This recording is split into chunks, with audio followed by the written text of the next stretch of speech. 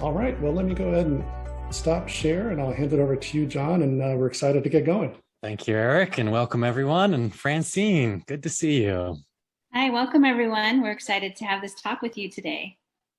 Yeah, we did a little bit of prep together, but if you've joined us on other top 5 calls, we purposefully try to have 2 people here, and we try to treat it a little bit like in the United States, one of the late night TV shows where it's supposed to be kind of lighthearted and fun. And frankly, the whole joke is it's pretty much impossible to create a top 5. It's totally opinionated, completely biased. There's no sort of correct answer, but it's fun. It's fun for us to put some thought into it and share. And then hopefully for the second half of this call, put us into small groups and actually, on the fly, if you're willing to share or think about your top 5. That's kind of the whole idea here. So what do you think, Francine? Should we get started? Yeah, sure. Let's get started. My name is Francine Bradmon. I come from Raytheon Missiles and Defense Contractor. I've been with them since 2007. I have 8 years in organizational process and continuous improvement, and recently transitioned to program management with a focus on risks and opportunities. So of course, as John said, I bring my own experiences, biases, all of that to the top 5. But I'd like to think, given experiences with organizational process, I hope that you'll be able to pull some of these top 5s or at least explore them for your organizations.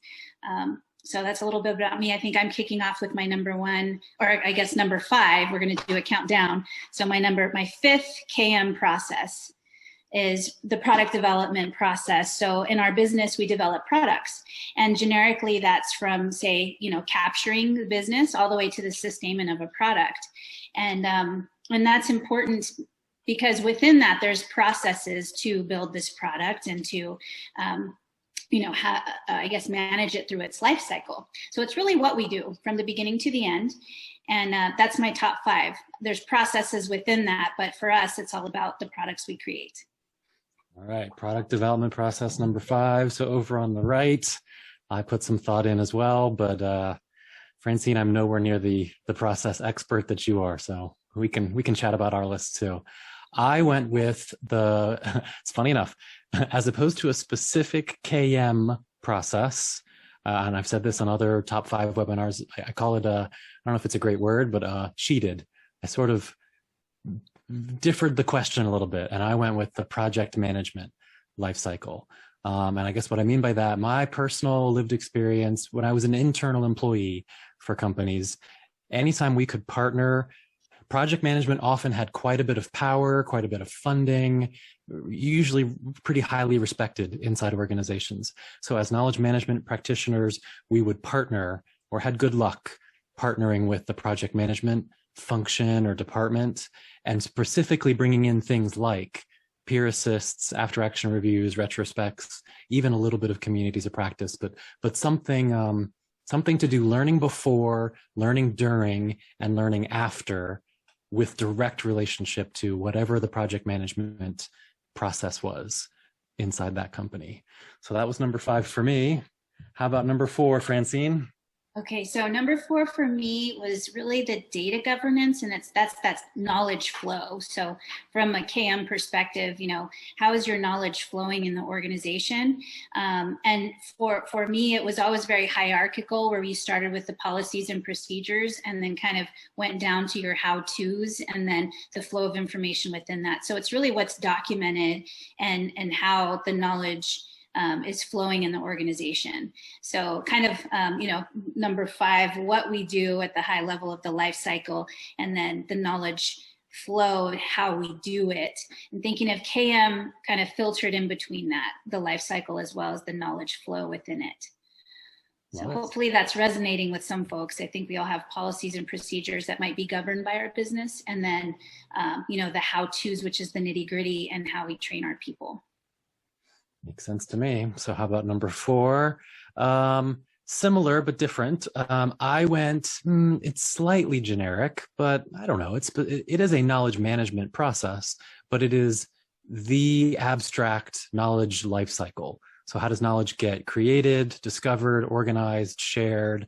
I went back and forth on this. Like, part of me really wanted to write things like communities of practice, after action reviews, knowledge transfer, like pick a specific knowledge management process and put it here. But as I thought about it and read a few things and talked to other people about it too, I went with this. I think it's important to mention the entire knowledge life cycle as a top 5 knowledge management process. And then I wrote the details there of how do you define your needs for knowledge management? How do you create knowledge, discover knowledge, organize, share, store, measure, and apply as number 4. Francine, back to you. Yeah, and I think we're all kind of both high level with these initial ones. But for me, it kind of starts digging in as you get to the 3, 2, 1 and KM processes. You get really specific with knowledge management. So my number 3 was community of practice, which is a KM process. And it's really important that you have that forum for communication. It's how we learn and grow as employees, and really that knowledge flow, of what we do, how we do it, and then the communities of practice is learning and growing within that. So for me, communities of practice really starts digging into, say, a real CAM process and really getting into the nuts and bolts. So John, you'd mentioned, you wanted to write community of practice. I definitely, I think we're right there on the same wavelength with how important COPs are to business. A lot of people will say, if there's one thing we do in most every KM program, communities of practice are probably there. Although sadly, they mean such different things in every different place. It's fun. I'm glad you bring up communities of practice. I don't think it made it to I honestly don't remember I don't have it memorized. I don't know if I put it in my top 5, which is kind of shocking. Part of my thinking, and this would be fun in the breakouts to debate, or maybe you and I can even chat about it at some point. Really lucky to have a client right now. We're using the people process technology kind of framework.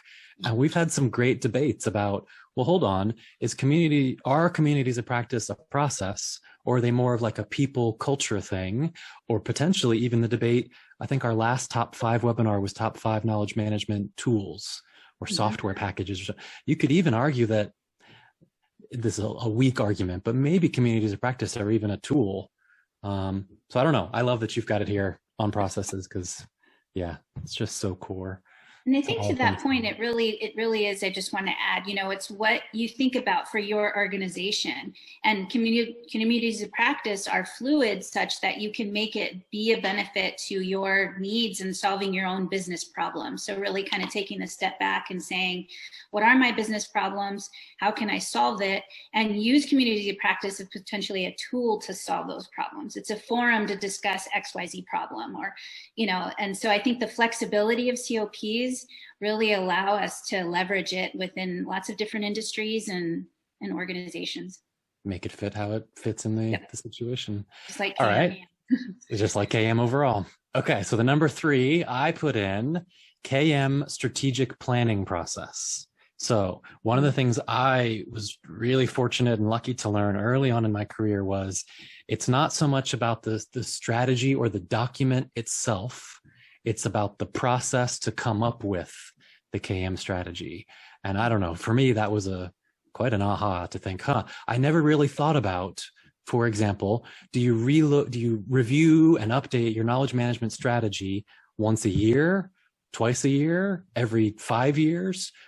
And in addition to how often do you look at your knowledge management strategy, what is the process for creating the strategy? Do you get 100 people together in a room and have some way of doing that? Is it 3 leaders of knowledge management that are quietly by themselves coming up with strategy? No matter how many people are involved, do you use things like liberating structures to, get the wisdom of the crowd and get some collective sense making, collective meaning making? What is your process for coming up with your knowledge management strategy? So again, as I kind of stepped back and thought, I really don't know the answer to what are the top 5 KM processes in any situation, any organization, any culture. And yeah, I went here for number 3. I think the KM strategic planning process is that important as a process. Yeah. Francine? Almost foundational, right? Right. So for me, again, a KM process, I think knowledge cafes are super cool in the sense that, you know, again, they have the flexibility to dig into any topics, but it's a conversational process that really allows people to come together. And in my case, you know, experience wise, having cross-functional teams to come together to build out different handoffs and maybe the challenges within those cross-functional teams that other teams might not be aware of, you know. So one function is kind of plugging away thinking, why are they so difficult to work with on, you know, the other side of the you know, the next team member, say, the handoff. But really there's just a disconnect. So knowledge cafes can really pull people together to get that best practice sharing experiences, learn from each other, and really build relationships, and to kind of to put it down on paper. One thing I do want to mention right now is the continuous improvement aspect and process mapping. So a lot of times with knowledge cafes, you want to have an output that is, you know, that you can use, right? So process mapping is really a good way to do this when you have a cross-functional team. And I found a lot of success in doing that with different functions, you know, the quality organization or engineering, supply chain operations. What are the handoffs between these functions? And how can we start building out what this looks like and be better for it as a business? So knowledge cafes is on my top 5 just because of the value I felt that they bring in my own experiences. And so hopefully they do that for you all as well. I'm so glad we do this as 2 people because, again, just repeating myself, it's beyond surprising. It is shocking to me that in my top 5, I do not have knowledge cafes or communities of practice. So I'm so glad that you do. Well, I feel the same way about strategy, because that's almost like, what are you doing? You know, that's foundational. So it's like, I didn't put that on mine, but hopefully you're all here scratching your heads thinking, why didn't they put, you know, XYZ? Because it's important to you and your business. And that's the point of the call, you know? Yeah, to look at it. So yeah, I'm glad you've got those. I'm even looking at the names here. Some of the names I recognize on the list, like Liz, hello, Liz, Katrina, Mark, Vicky. I'm just thinking some of these people that I've chatted with several times, they're going to think, wow, that John had a very different list than I expected, but hey. Yes, sir. Yeah, that's why we do it. All right, number 2. For number 2, again, I guess part of what was biasing me when I put this list together was real life experience, which again, how did communities of practice? And you know, everybody here probably knows that I run a free monthly knowledge cafe. Like that's how important. It's beyond our clients. It's just a thing we do every month because we love it and have so much value in that monthly knowledge cafe. But this one, it is literally every single client. As Francine and I were prepping a little bit, I made sure to have a client list in front of me to try and share some real life stories. Every single one of these clients, they call them different things, but for the most part, it's this. And again, is it a process? Maybe, maybe not. I'm leaning towards there is a process to create maybe it's almost like a specific community of practice, almost. So I've wrote here knowledge management or KM ambassadors. Sometimes they're called KM delegates, KM champions, KM advisors. The latest one I've heard is KM partners, like human resources business partners. And we've now got KMP, KM partners. Lots of different sort of, I don't know, nomenclature or labels for it. But this notion of often the KM team itself doesn't want to fall into that trap of, here, your job is to manage my knowledge, which by the way is not even knowledge, it's then information. Here's my information. It's your job. You manage it. You put it on SharePoint. You put it in the taxonomy, right? Like that kind of trap. So knowledge management ambassadors are out there to go way beyond the full-time knowledge management practitioners or professionals and be some kind of, well, like it says there in the sub-bullet, this is a big part of your guiding coalition or your sense of urgency, whatever your change management approach is, to keep either to begin a knowledge management program, or maybe you've got a knowledge management program that's 5, 10, 15, who knows, maybe even 20 years old in some of these organizations. That group, those people that are not full-time paid knowledge management roles, but they're out there supporting KM, doing KM, cultivating communities of practice, running knowledge cafes like Francine put up here. Again, I don't know, it's maybe not a clean process, but in this, I don't know, when I put the thought together of my top 5 KM processes, that felt really important. Really good luck across all of these clients. The KM ambassador group, we've used things like onboarding, we've used things like specific KM techniques to sort of, through a process, help them feel more comfortable out there running or leading or guiding knowledge management across an organization. All right. I wish we had a drum roll, Francine. I don't think we do. Well, before we show Yes. number 1, I just want to say, on KM Ambassador, how much success an organization can see, the more trained up, the more knowledge you're sharing. If you've gone through KMI or graduate, just teaching that. So I did a master class at Raytheon coming back with a couple of key people and said, this is sharing a couple of things, right? This is how you run a knowledge cafe. Go off and figure out best practice for XYZ. And they can do that with confidence. And it's just spreading that awareness and the capability of a tool and the benefits that you can get from it. And just kind of, spreading the good word. So those ambassadors are out on the floor and saying, hey, let me show you, there's a funner way, there's a better way to get this information for XYZ problem. How about you try this?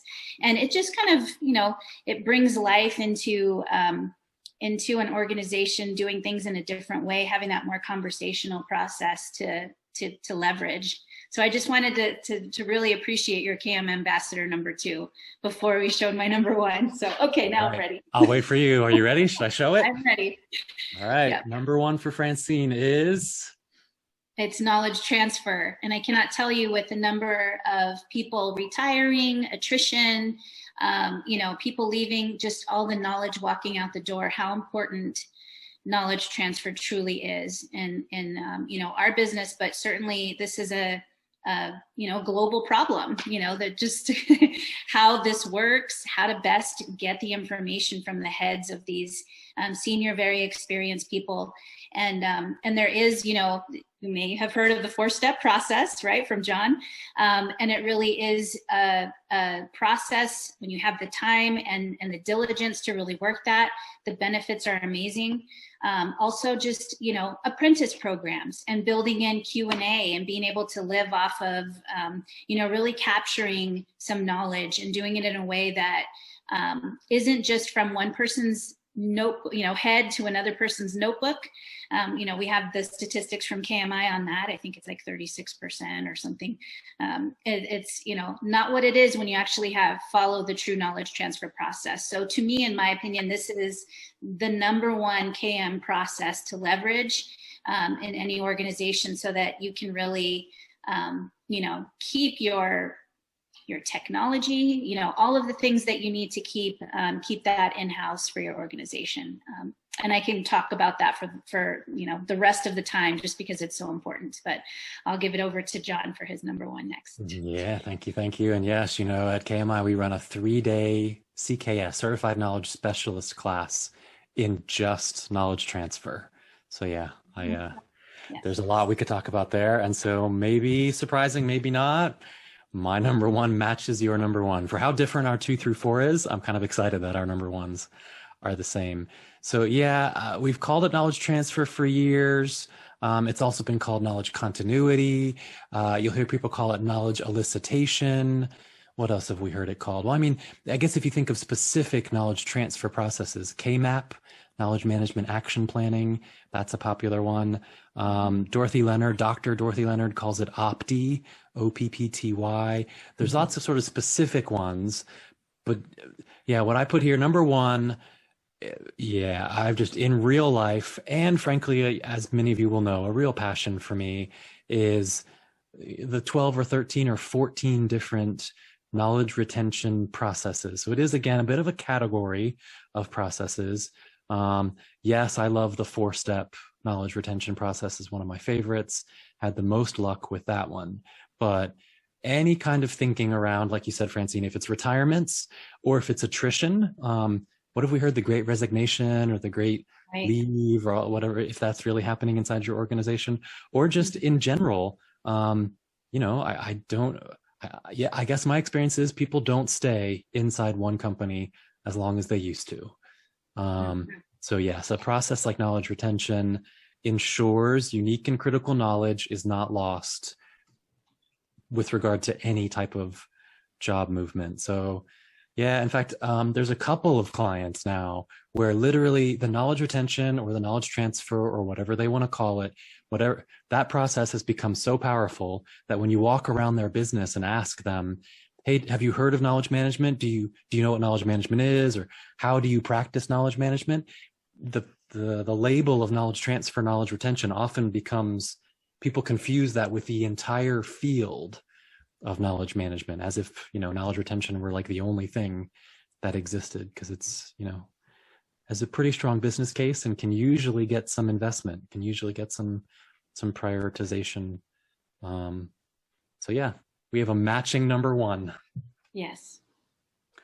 So then, if you've been on these calls before, we always like to do this, and this is part of the late night TV show, but now maybe to, I don't know, show you behind the curtain, or like give you even more thinking about our top five. Again, I'm just repeating myself to say, just like the definition of knowledge management truly is different in every single situation, every organization, your top 5 KM processes should be different. So us showing you our top 5 is great. That's our experience. But down at the bottom, whichever top 5, you know, webinar Eric asks us to do, we like to kind of put this stuff at the bottom to now sort of say, there is no single top 5. Here's a way that might help you sort of, you know, discover your own top 5. So Francine, what should we say about our notes at the bottom here? Well, I think, you know, asking the question, you know, thinking about your top 5, you know, and kind of have that top of mind. We'll do breakout to talk about it, but I think it is important to, you know, to look at the list where, you know, I come from an organization, it's very hierarchical, you know, it's very, what are we doing? How do we do it? Learn and grow, a way, you know, a fun way to do it. And then, you know, solving the business problems. And maybe you start off with the business problems at your organization. You know, we want to bring this to life now. What in KM can help solve those business problems? So when we thought about, okay, what are our top 5 KM processes? What do we think you want to hear? And that's really where we thought of our list as, well, how do we do KM? You know, and so just kind of oversimplified. Maybe you're here because you want to understand how do you do KM? What are the KM processes and how do you do them in your organization? And so that's really where we came up with, you know, this is how we in our experiences have done it. So that's really what the first bullet is there, but there's so much more to it. Like you'll see, you know, the small letters there that John plugged in that can really help with that.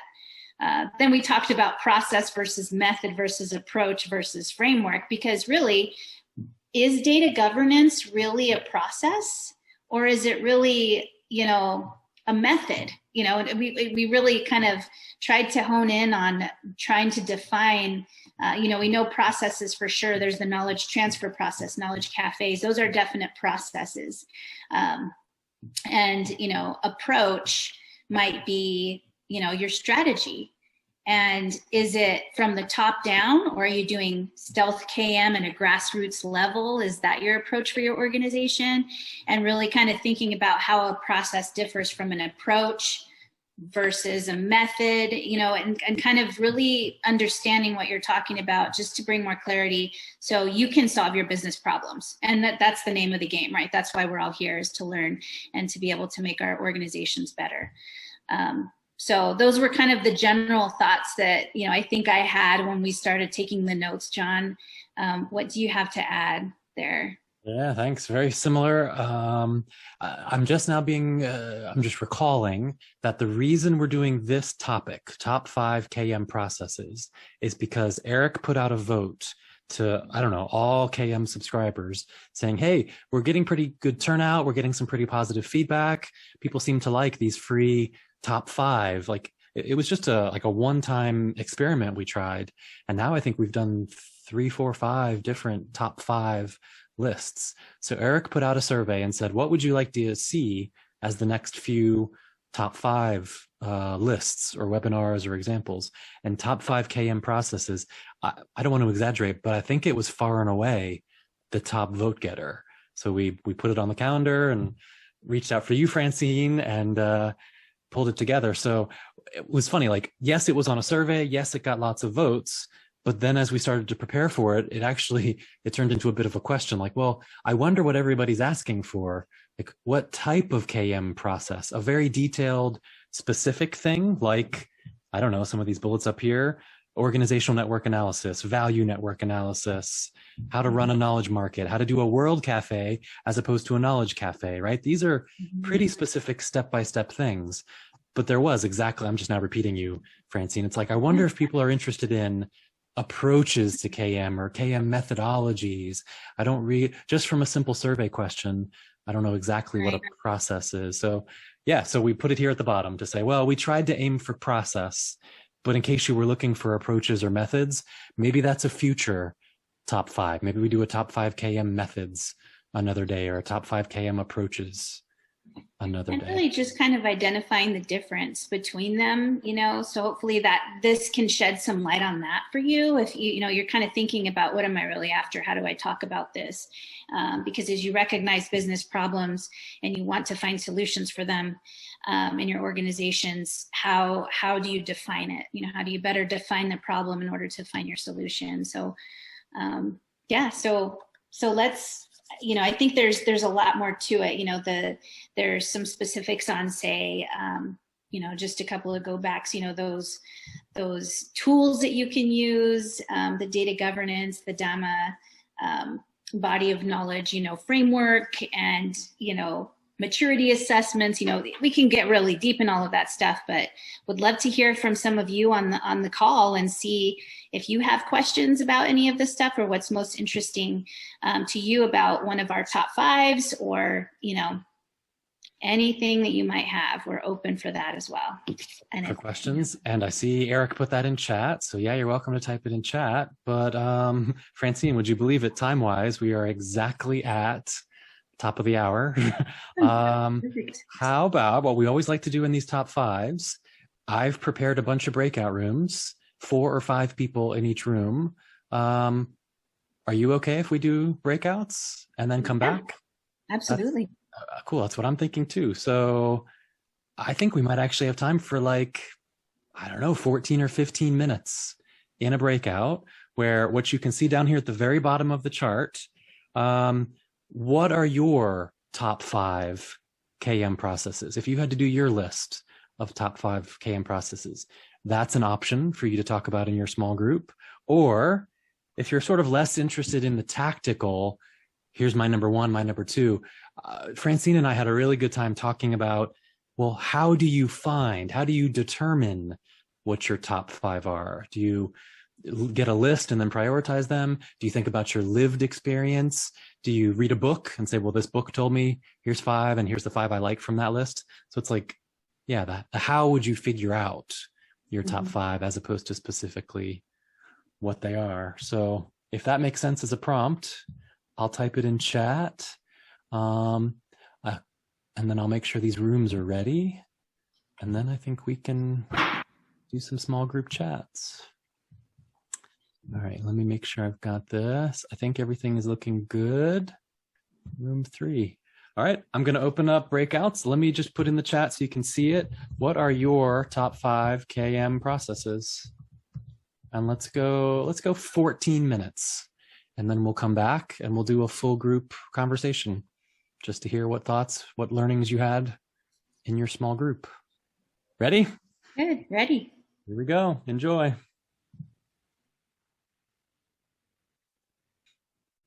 Welcome back.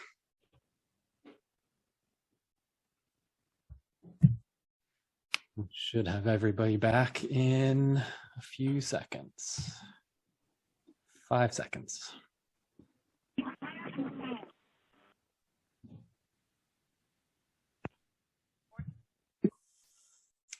All right, we're all coming back from the breakouts. Welcome back to the full room. And I guess this leaves us about 10 minutes. Glad to see some videos. Good to see you all.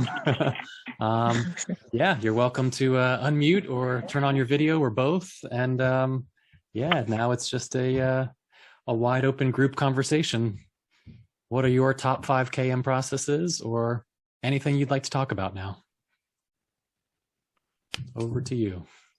Hey, John, I just want to make a quick comment, if I may. Please. I think that me, and I was having this discussion with my group, I think one of the challenges as a whole is that a lot of people do not understand what is knowledge management. I think that that's the number one issue. And sometimes people say, well, knowledge management is what? SharePoint, right? And creating that culture of sharing, that's a challenge. And being able to having those knowledge ambassadors like you guys were talking about earlier, that's hard, because if you have people there in your organization, what do they get out of, you know, supporting those initiatives like knowledge management? I mean, what's for them? So true. Yeah, there could have been a whole top 5 process that was just called defining knowledge management. Yep. Thanks. And the first time I took John's class, you know, years ago, I think we started off the class with, what's your definition of knowledge management? You know, just kind of going around the room, because it is so unique to each organization. And it's almost like a tool belt. Depending on your organization, what are you going to pull out in that case, you know, in that instance to use? So, you know, our conversations, and feel free to speak up, Deborah, Derek, Scott, you know, kind of just starting out identifying those top 5 and, you know, where they're at in their organizations. And then really knowledge retention came up, you know. So I did plug the KMI class, and I just want to clear that is for knowledge retention, goes through the KMI website, right? It does. It does. And it's just so critical to have something concrete to help you get through that. And so that's what I recommended. And so I think the KMI.com, KMI website, you know, you'll find more on the knowledge transfer class through there. There you go, Eric. Unplanned. Unplanned, but needed. I mean, so much, especially in today's day and age. So what else? What do other folks talk about? Actually, in my group, we didn't so much talk about our top 5 processes, but we did actually go back and forth on sharing some important tips on working with others, which I think, even though this is about top 5 processes, but we, you know, shared some tips on working with others and managing content, and we laid out the kind of the importance, and it wasn't me, so I don't even want to take credit, but the importance of saying no, because sometimes we so often say yes to everything, and then something that's really important may get pushed aside for, you know, something that's lesser important. So we did identify as one of the most important things is to say no when needed. Love it. Yeah. Mm-hmm.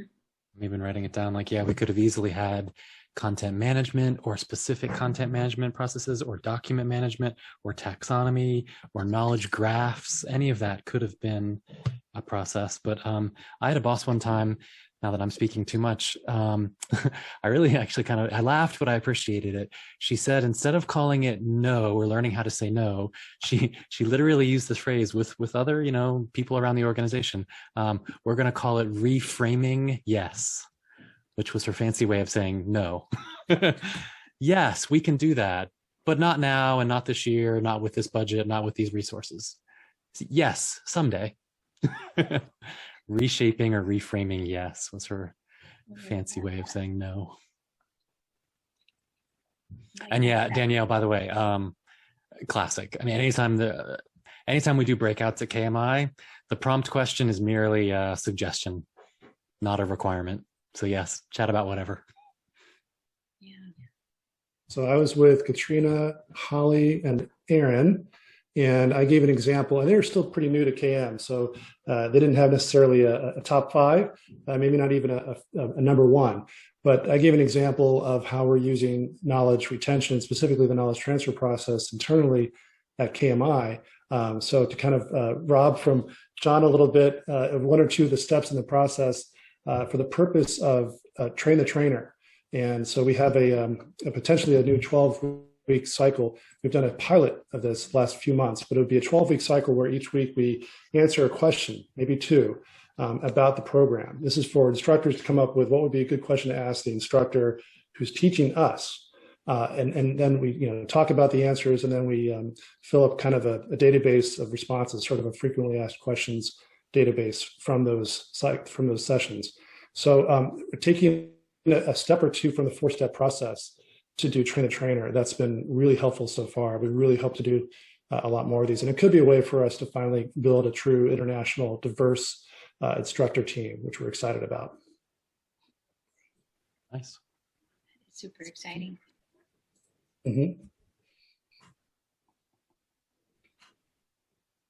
I'm curious if anyone had a specific, desire looking at top 5 KM processes that's on the call that you were interested in hearing about or talking about.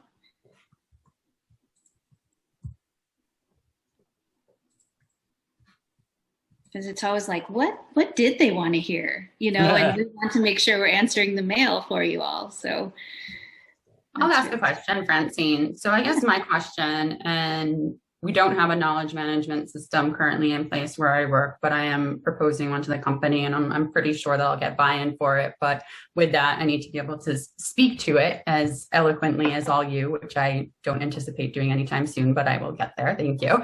And in the proposal, I do talk about having knowledge champions or ambassadors, or as you had called earlier, the Knowledge Cafe. How do you get buy-in from employees? What is your recommendation and how you get people excited and to say, yeah, that sounds great? Because when I read about it, I'm like, that's going to be a tough sell. Mm-hmm. Either of you want to, the one thing I'll say briefly, because I think we're running out of time, but I do want to add is what's in it for them. So making sure that you have very clearly, this is going to help us, transfer the knowledge, get more people trained up quickly. What's the benefit and the value? We all work smarter, not harder, and that what's in it for them for sure. But I think John and Eric probably have some good insight on this one too, especially with the strategic being in your top 5, John, it's really important. Good chat. And yeah, Eric, and yeah, everybody in the room, feel free to even throw it in chat. Sure. I don't want to be that guy, but I'm actually so excited. This past Saturday, I've been working on a knowledge management, organization development, diversity and inclusion book for just over 2 years, just before the pandemic started, and then the pandemic. And I just submitted the 3rd round of edits. So I'm hoping it's the final manuscript this past Saturday. There's a whole chapter called Buy-in for Knowledge Management. So love it. I hate to be that guy that's like, well, read my book. No. So there's, a lot to say about it. We also talk about it during class. Maybe a quick response would be, first of all, buy-in is so difficult almost everywhere, even if you have buy-in. And what I mean by that is most organizations are hierarchical. So sometimes your senior leaders love knowledge management and they're out talking about it. And then it's the individual contributors that are not bought in. Sometimes you have individual contributors that want to share across projects and create a collaborative culture, but then middle managers are blocking it or slowing, right? So buy-in is really, really difficult, as simple as that might sound. Forgive yourself, maybe is the what I'm saying. That's one. The other thing that I tend to do with buy-in is from an organization development, from a group dynamic. So step away from KM and go into what's the group dynamic, the OD field for a minute. In OD, we look at buy-in and we'll reframe buy-in as the word resistance. And so now when you talk about buy-in, it's like this big scary thing of, well, how do I get, it's almost impossible to know if you ever have buy-in. Like, I might believe you, I might trust you right now, but tomorrow I don't believe you, I don't trust you, right? Resistance is a little bit easier to kind of grasp and go, well, over there, resistance looks like my senior leaders never talk positively about knowledge management or never talk publicly about knowledge management. Or resistance can look like nobody shows up at my meetings. Resistance can look like nobody puts tags on their documents, right? Like labeling it as resistance, just reframing it. And now this is actually really recent for me, so I'm happy to share it here too. Reframing yet again, or looking at things as a polarity. What's the opposite of resistance? And some people would say that is loyalty. So instead of saying, what are people resisting? Reframe the question as, what are people loyal to? And that can sort of be this whole new mindset of, well, they're loyal to their friends and they only want to share with their friends, which is very different from saying they're resisting to sharing publicly. They're loyal to a small group.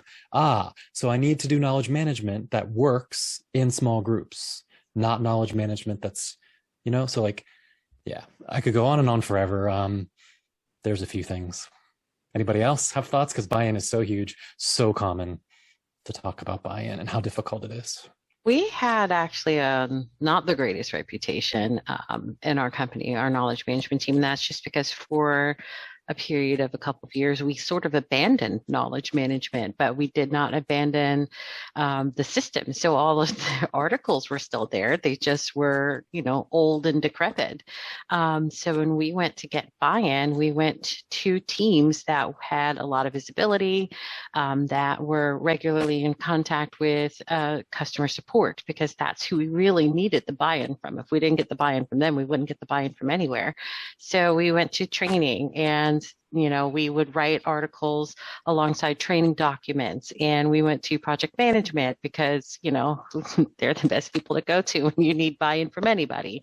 And then we started asking agents for their feedback and to submit their article suggestions. We set up a whole process for any employee to submit their suggestions if they thought an article wasn't that great and it needed to be tweaked. And so now what we see is we get all these suggestions, so much that we actually had to give a specific person the job of just managing our feedback, because now what we have is people will send a whole feedback form just to say that one word needs to be changed from, talking about the customer to talking to the customer. So now they're helping us write the articles instead of just providing major feedback. And that was all just because we looked differently at who we needed to get our feedback from. It's not always the top, sometimes it's the bottom. That's good. Thank you, Danielle. And Holly, great question. See? Yeah, I think enrolling as many people as you can to help in the process with building it out and get input. I think that goes a long way. That's really brilliant there. Yeah. I would maybe just chime in to speak to Holly's points too. I think it's important when you're looking for buy-in to not only emphasize the pluses, but to sort of anticipate where people might think the minuses are. And in our little breakout group, I was talking about how in our environment, some people consider knowledge to be job security. And, oh, well, if I tell people now what I do, then I'm not the go-to guy anymore. So I think you almost have to take the opposite side as well and address the fears that people have. Well, what if we do this? And if they have fears, and if you can allay those fears, I think that also helps, because they might buy into all the pluses, but if those fears and doubts are still hanging there, that might just wipe out all of the positives. So I think if you can tackle those as well, I think that kind of calms their nerves a bit. Yeah, I love it, Mark. To me, I'm a big, I invest quite a bit in the psychology and the sociology, the applied behavioral sciences of knowledge management, because, knowledge sharing, it is such a personal, it's not only the brain and the mind and the thinking and the intellectual, there's absolutely some fear, some vulnerability, some anger, some sadness comes into knowledge management. So yeah, there's a whole psychological aspect of it. But I noticed the time, so sadly, I feel like we're just getting started. Eric, how should we, I'd love to say a huge thank you to Francine, assuming we're about to close. So thank you, Francine. Loved chatting with you, and well done. My pleasure. I really enjoy meeting you all, and I'm happy to connect in LinkedIn if I can help. Again, it's my own experiences, but happy to share. And I know there's such a wealth of opportunity with KMI, and John your knowledge and connecting with you on LinkedIn. I'm sure everyone's happy to stay in touch if needed. So thank you all for the opportunity to share. It's been a lot of fun.